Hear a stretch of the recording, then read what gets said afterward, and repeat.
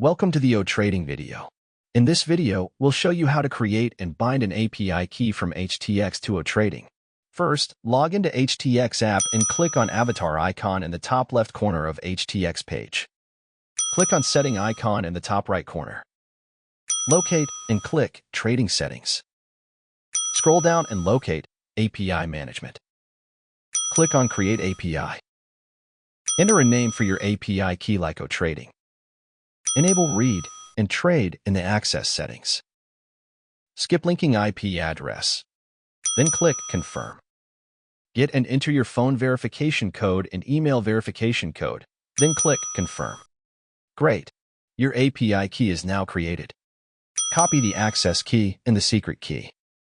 Open Otrading app. Locate Bind API. Select HTX. And paste the access key and the secret key into the respective field. Finally, click Bind.